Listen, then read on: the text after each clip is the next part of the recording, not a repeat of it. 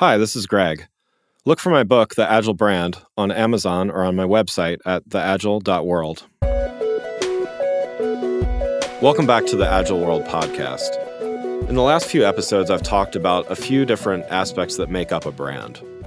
In the first episode, I talked about how a brand is a vocabulary. It's a set of words and meanings, phrases, ideas that go into someone's understanding of a brand that, when used successfully, is something that one customer may share with other customers, potential customers, friends, family, coworkers, so on and so forth. Then I talked a little bit about how a brand's more than a logo. It's not just the graphic representation. It's not just a set of typefaces and colors and all of those things.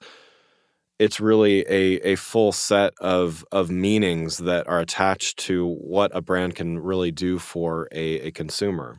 In the last episode, I talked about how brand's a relationship. It's a two-way relationship between a company and a customer. It's about how brands need to find ways to solve meaningful challenges, problems, and other things in their customers' lives in order to be meaningful, in order to get repeat customers, and really in order to continue to grow. In this last take on what makes up a brand, I'm going to talk a little bit about this continually evolving idea of brands.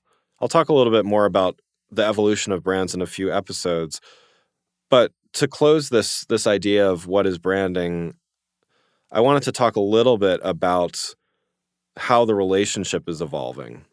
As consumers become more sophisticated, as consumers are on more devices, are becoming increasingly knowledgeable about the brands that they use because of everything from reviews, from the way that we get information, from how quickly information is disseminated, to the amount of options there are. As that continues to evolve, we have a increasingly sophisticated consumer that wants more and more from their brands. It's not simply I want to go to a store and pick up a box of something. It's I want a brand to solve a problem in my life.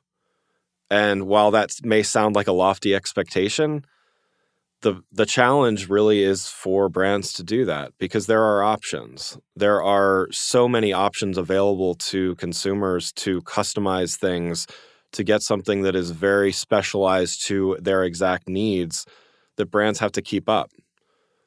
And the successful ones do that. They find ways to reach, whether it's niche audiences or find ways to customize their products, their services, and do things that really solve a very specific need in a consumer. We'll see this continually evolve as technology evolves, as it becomes easier or even different ways to purchase and consume products. We will see this continue to evolve, and we will also see the power dynamic between consumers and brands really shift. Back in the day when there were only a few products of a single kind on a shelf, brands really had a lot of control. If you were one of those three products on the shelf, you had a 1 in 3 chance of getting bought. It really came down to a matter of how much advertising you wanted to spend, how many marketing dollars, how much marketing effort you wanted to spend on something. Now, consumers have the control. They can search for something. They can search for something while they're in a store on another site, and they often do.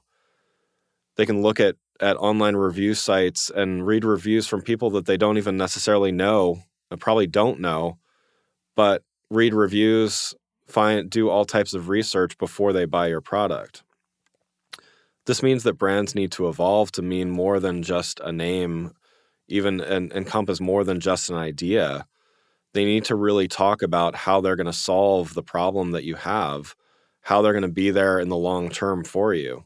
And while this may sound lofty for something like dishwashing liquid or something like that, it's becoming more and more true across so many brands, so many verticals, so many types of products.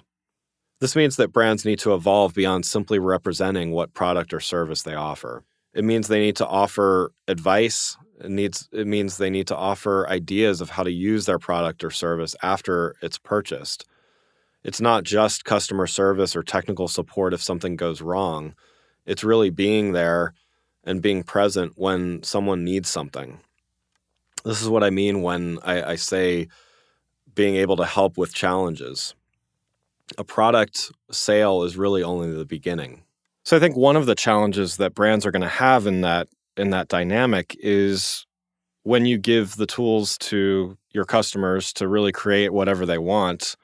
How do you maintain some kind of brand consistency? How do you maintain being memorable to those consumers? So there's already a lot of customization available, anything from customizing a car online or customizing products, choosing from a variety of different products. But often that car or that piece of clothing or whatever it may be still has the logo of the brand on it. And it's still very closely aligned with the brand that creates it.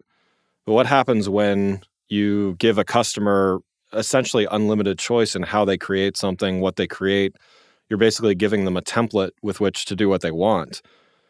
I think the big challenge for branders and marketers is going to be maintaining that relevance and creating a brand that people want to continue to co-opt and adopt, even though they may have the ability to simply edit your logo out of whatever they're creating.